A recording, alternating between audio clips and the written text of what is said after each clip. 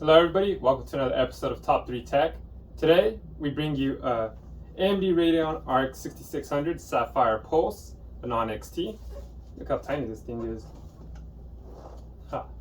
But anyways, I know I was on a little NVIDIA run. It was kind of hard for me to get the Founders Edition, so now that they were more available, I went ahead and tested those out. It was more of a me thing, but hopefully you guys can enjoy those videos.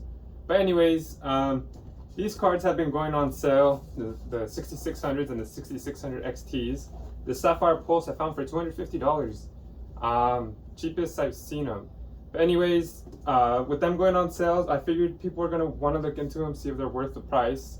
I know there's a light version with one HDMI slot and one DisplayPort slot, and which makes it a little cheaper. So, was this $250? I don't remember exactly. But anyways, at the end of the video, I'll probably look at what it's at currently when I go ahead and look that up and compare them. But let's see how it performs and let's see how the unboxing goes. Let's get into it.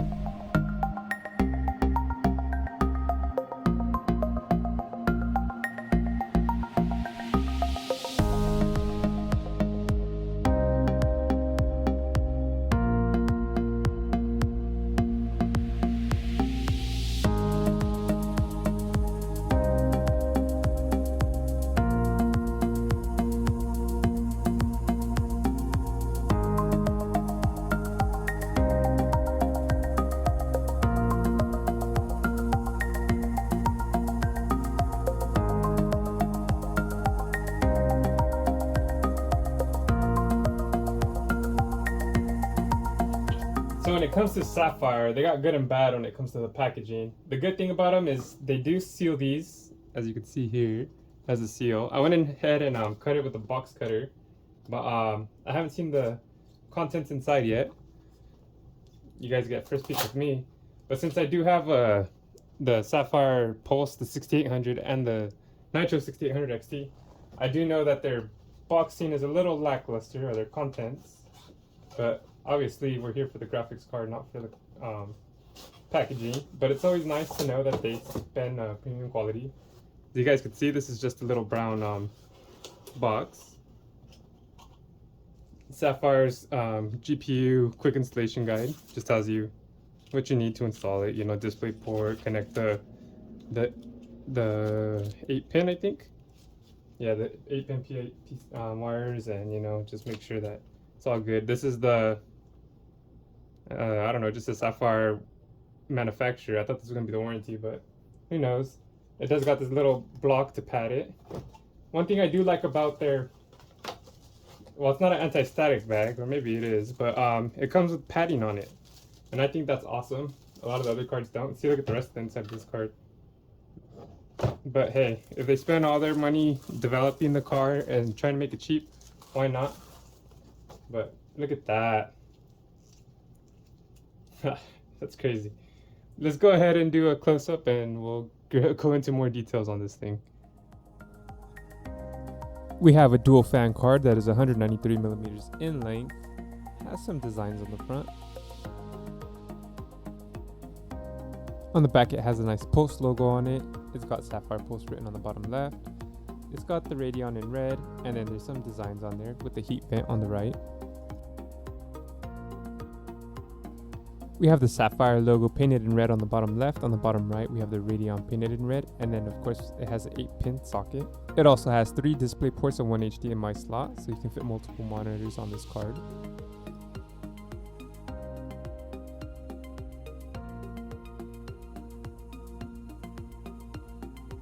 So after we did the close-up, let's go ahead and compare it to these other GPUs that we have on hand. So 3 of them have RGB, 3 of them do not. The 2 AMD ones that don't are the Sapphire Pulse, the 6600 and the 6800. These are pretty good to compare because one is the double fan, triple fan, obviously. And then we have the Sapphire Nitro Plus Special Edition, RX 6800 XT. We have the competitor to the 6600, in name anyways, is the PNY Accelerate Gaming Rebel GeForce RTX 3060. It's the dual fan, not the single fan. We have the NVIDIA GeForce RTX 3070 Founders Edition. No RGB on that card either. And then we have the For the Win 3 Ultra 3070 Ti So we got the two 3070s, the Ti, and the 3060. So it's not too bad of a card comparison between these. As you can see here, this is pretty much the best one to do. So they just sliced it right there and made that. The fans are pretty much the same size. The design on the front is very similar. As you can see, they have both of these red lines where it widens there. They got this this little indent on both of them. There's this little gap there. Pretty much they just cut it exactly. And it's trippy because I'm used to seeing this triple fan design and not this dual fan one, so it's pretty crazy seeing it that small. But even the Nitro Plus, these fans light up here because it's a special edition. It looks really nice, especially if you vertically mount it. On here, the RGB is this little bar right here, which shows more on top. Let's see if I can, you guys see that little white? It shows more on top, but if you vertically mount it, I guess it would show like that. This is just a beautiful fan design anyways. I mean, a lot of them are, but no RGB. It looks like an S. And then right here, it has this RGB bar that lights up. And then you got the EVGA fan designs. And then also, if you look at the fans, it has the EVGA logo, which is a nice touch. Every fan's a little different. It's got those little lines. These are just regular little plastic ones. And these are that Sapphire design. And obviously those light up. But I like the look of this.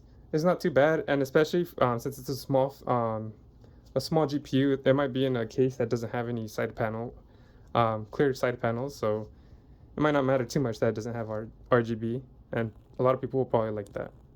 And then this is the most important side to me when comparing them, because this is how they're pretty much going to look like in your case. A lot of people don't have them vertically mounted, so this is how it pretty much look like. As you can see, the back's very similar on these two as well. Big difference is, look at this little heat vent, or I think they're called heat screens, whatever. I call them heat vents. Look how thin this one is compared to this. But this card probably doesn't get too hot anyways, because it doesn't have a lot of voltage pushing through it, just because it's a much smaller card. It's only 8 pin, so it probably doesn't get as hot. But as you can see, these have much larger heat vents. This 3060 has a pretty big one as well, and it's RGB and lights up. It looks nice. This 3070 has a pretty big one right here. It has little designs on this back. You see those lines? Sorry, it's got a little dust on it. Sorry. And then this heat vent here, and it's got more cutouts there. It's part of the design, which is pretty cool. I like the look of that. Comparing these two a little more, look at these little slots here. Just helps out with the more heat out. They got to design it that way, just because we're pushing a lot of performance out of these. Look how small the chip is right here. It's crazy how they're able to design that. Like I said, they literally just cut it. You could, let me see. You could see the little designs, the little lines. It's a nice little feature. As on this one, it's painted white, and then they got those designs there as well. So it's a nice little touch. I'm glad that they kept it on here. A lot of cards are just plain black. This one has a little plasticky feel to it. And then the rest of these cards, like I said, it's got that little design there. It's a little hard to see with the lighting at that angle. This one has all these little dot looks, and then the little red line, which makes it look like an AMD card. And then while the Sapphire Nitro Plus, not only is it a different color, but it's got a lot of different designs on it. One of my favorite cards. It's my personal card too. When it comes to RGB, there's none on these two, which a lot of people do like, a lot of people don't like. And when it comes to the front right here, there's no RGB either. This one has a BIOS switch, the 6800. I don't see one on here. So maybe I'm wrong, but I don't see one. And you can see the little differences. Obviously 8 pin, 16 pin is a big difference. The little radiator show on here. On this one, I don't see the radiator here in front. I just see the little heat pipe. The Sapphire, that's painted down. Right here, it has a gray background, and then the Sapphire is painted red. This one is just straight black. It has this little braces here so it doesn't bend the card, same as there. And then when it comes to the rest of the cards, like I said, this one has the Sapphire lights up here with the RGB. It has this RGB bar, 16 pin. When we look at it, sorry, the dongle on this 3070 was just hanging on that card. Could have done a quick cut, but oh well, guys. Oh well. The GeForce RTX logo lights up. This bar lights up. None of this lights up. On the other 3070s Ti maybe. Well, anyways, the other I know the 3080 for sure. That logo lights up. I think on the 3060. No, I'm lying. I'm not too sure about that. But anyways, on some of the other cards, that logo does light up. On this one, it doesn't for some reason. 3080 for sure. 3090 Ti for sure. And then this whole bar lights up right here. And then 16 pin. So these are 8 pins, and then the rest are 16 pins. But that's how it would look like in your PC. And let's see how this looks like inside the PC case. Hopefully that helped you guys a bit.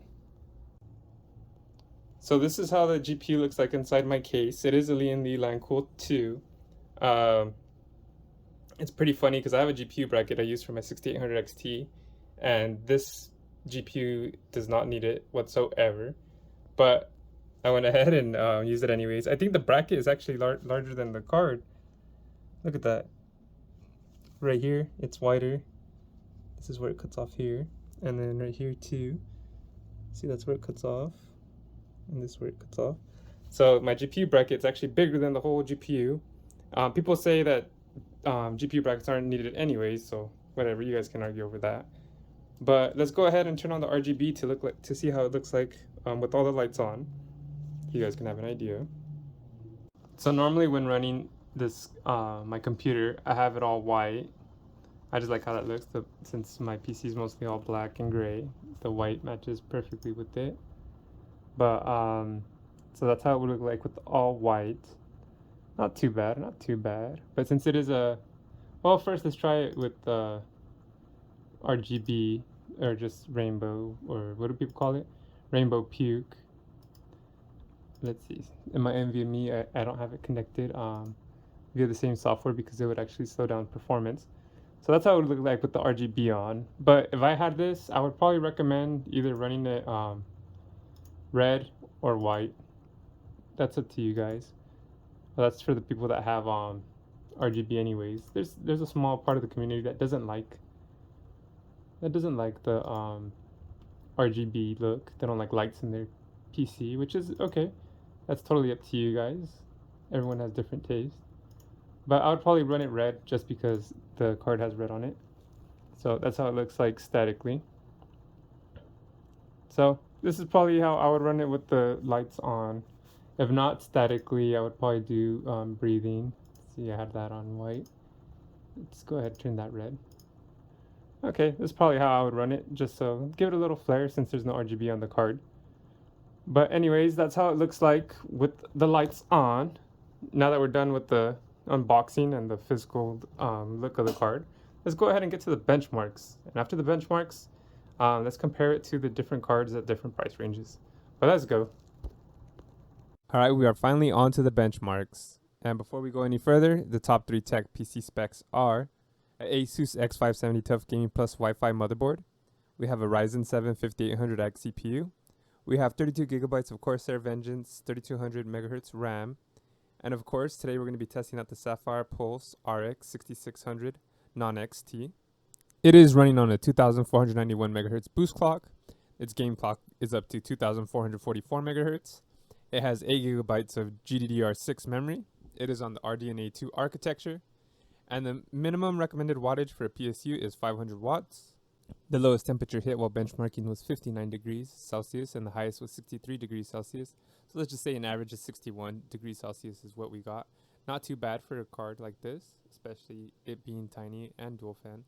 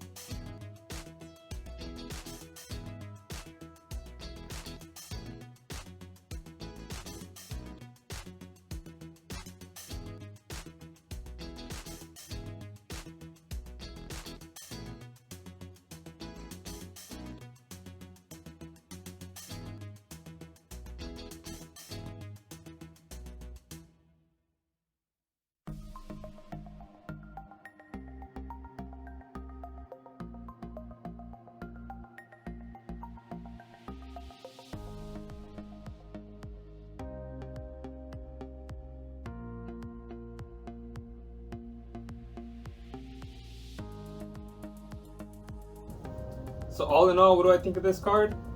It's actually a pretty great card for the price. Jeez, I forgot to look up the price, and I got the hiccups. What's going on, guys? Let's see what I can find. But anyways, let me go ahead and let me tell you guys what I think about it. It was oh my goodness, I got the hiccups, guys. Cut. Okay, anyways, sorry, I'm gonna just keep that in because I try to make this channel a little more realistic.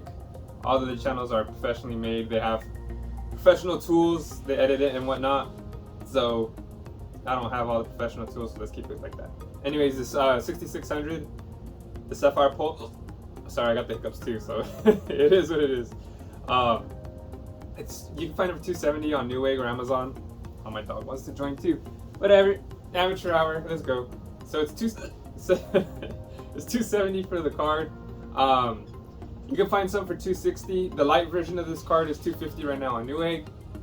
There's a Power Color Power Fighter for $243 on Amazon. So for the 6600, I'm not too sure how those perform compared to this, but I'm sure very similar. But before we go into that, this card is pretty great because, I mean, look how big this box is. It's as big as my little dog. I don't know if you guys can see that. But the size of the card, it's a tiny card. It could probably fit into any case you have. And since it's a tiny card, you would think that it would get pretty hot, but the temps stay pretty low, which is a good thing. I did have it at 75% fan speed, and it was still pretty quiet. It wasn't that loud. A lot of people usually ask me, are the cards loud? This card is not loud at all, which is nice. Like I said, the price is cheap, especially compared to the 3060, which was how much was a 3060? I think they were around $380, $385, and that's about $100 difference, $130 difference.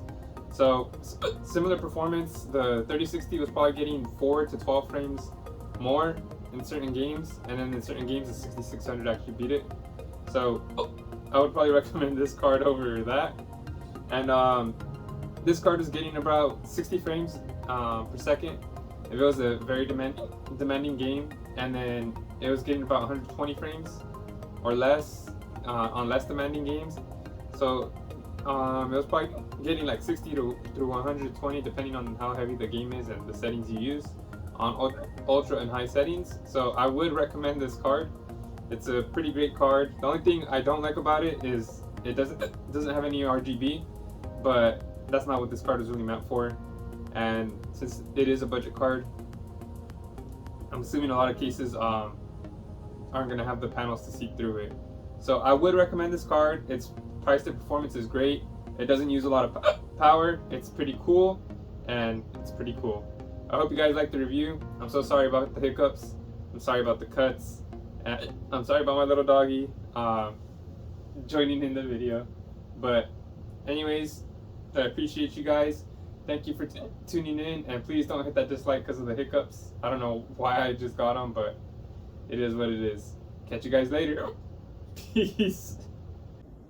Thank you for watching another video from Top 3 Entertainment. I hope you hit like and subscribe. Also, I'm going to have a recommended playlist, a recommended video right here, so make sure to click that as well. I appreciate you guys tuning in, whether it be to the Top 3 Tech, Top 3 Gaming, or the Why Not Me podcast. You guys are dope. I hope to see you guys in the next video. And of course, let's grow this thing together. Peace. Peace. Peace.